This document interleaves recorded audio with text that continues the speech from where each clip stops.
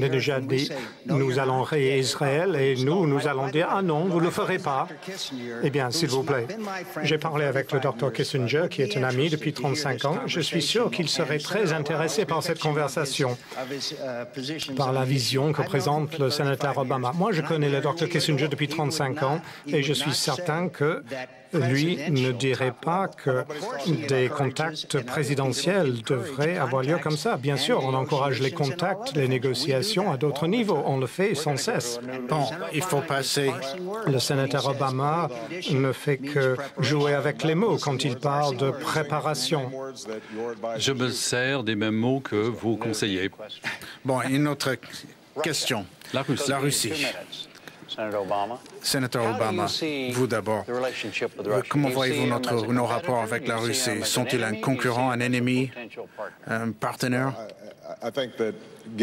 Je pense que, étant donné ce qui s'est passé depuis quelques semaines, depuis quelques mois, toute notre approche vis-à-vis de la Russie doit être réévaluée parce qu'il y a une Russie résurgente qui pose une menace à la paix et à la stabilité dans la région. Leurs actions en Géorgie n'étaient pas acceptables. Il n'y avait pas de raison pour ces actions et il faut que le prochain président continue avec le cessez-le-feu à 6 points. Il faut qu'il quitte les endroits occupés. Il faut avoir une alliance unie et il faut expliquer aux Russes que vous ne pouvez pas être une superpuissance au XXIe siècle et vous comporter en dictature du XXe siècle. Il faut soutenir les Polonais, les Tchèques, les Estoniens et toutes les démocraties dans cette région pour montrer que nous sommes solidaires de leurs efforts. Ce sont des membres de l'OTAN et pour des pays tels que la Géorgie et l'Ukraine, il faut insister qu'ils peuvent rejoindre l'OTAN s'ils sont en conformité avec les règlements et il faut avoir un plan d'action immédiatement pour les introduire dans l'OTAN. Mais on pourrait retourner à une approche de la guerre froide. Il va y avoir quand même des domaines d'intérêt commun. Il y a la prolifération nucléaire. Ils ont beaucoup de missiles, mais ils peuvent en fabriquer d'autres. Et certains de ces missiles pourraient tomber entre les mains d'Al-Qaïda. Je l'ai déjà dit. Au Sénat, j'ai travaillé avec un membre du Parti républicain pour parler de ce problème des missiles. Il faut donc avoir une approche claire. On ne peut pas aborder la Russie en regardant l'âme du Russe.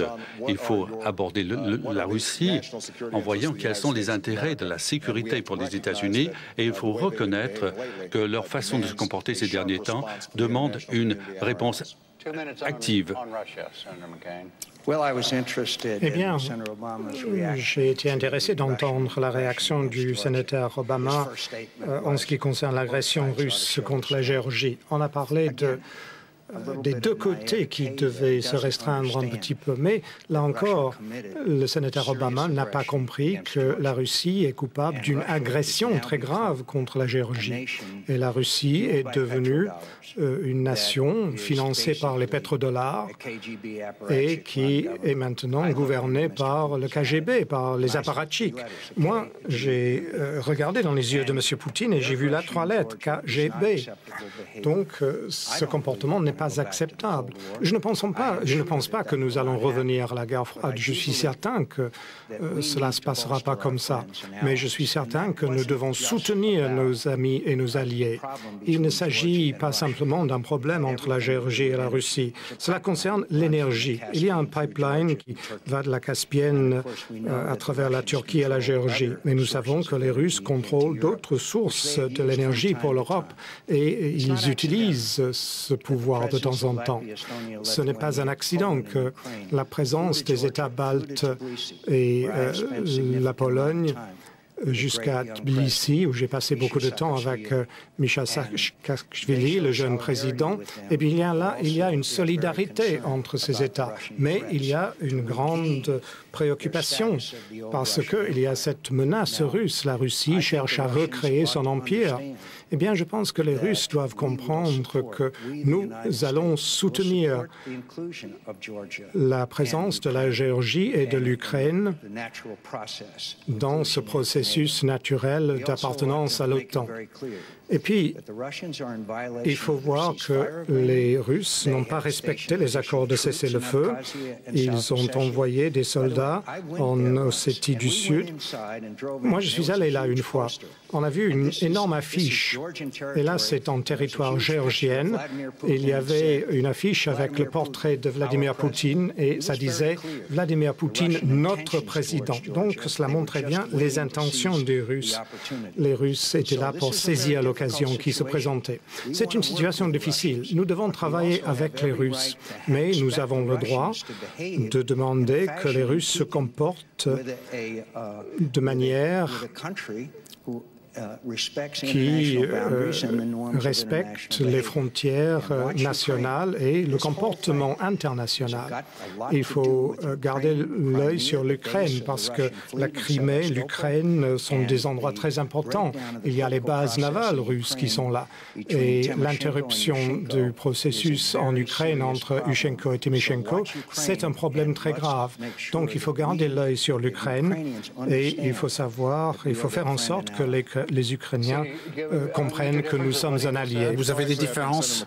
Non, je pense que le sénateur McCain et moi, nous sommes d'accord pour la plupart de ces problèmes. Je ne suis pas d'accord avec l'idée quand même que nous n'avons pas objecté de façon puissante à l'invasion des Russes en Géorgie. J'ai dit immédiatement que c'était illégal, que ce n'était pas acceptable, et je veux la cessation de la violence. Et ceci met beaucoup de pression sur la Géorgie. J'ai été le premier à dire qu'il fallait reconstruire l'économie de la Géorgie. Il faut $1 milliard pour les aider à reconstruire, parce que les Russes voulaient affaiblir leur économie, de telle façon que la Géorgie était tellement affaiblie que le Premier ministre a été obligé d'être remplacé. En ce qui concerne la Russie, il faut avoir suffisamment d'anticipation. Au mois d'avril, j'ai prévenu l'administration qu'il y avait des officiers de maintien de la paix sur le territoire géorgien. Ceci était déraisonnable. Il fallait les remplacer par des militaires de maintien de la paix avant que le problème ne se pose. Ceci n'a pas été fait, mais on aurait pu éviter le problème. Ensuite, il y a le problème de l'énergie. La Russie, en partie, est en train de ressurgir et Poutine se sent puissant à cause des pétrodollars, comme l'avait dit le sénateur McCain.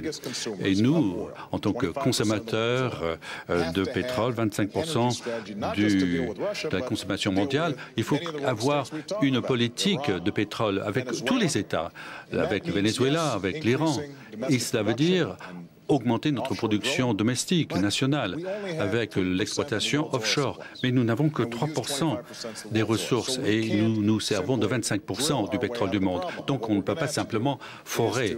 Donc il faut avoir une approche grâce à des énergies alternatives, le vent, le solaire, l'énergie nucléaire, avec le charbon propre. J'ai un projet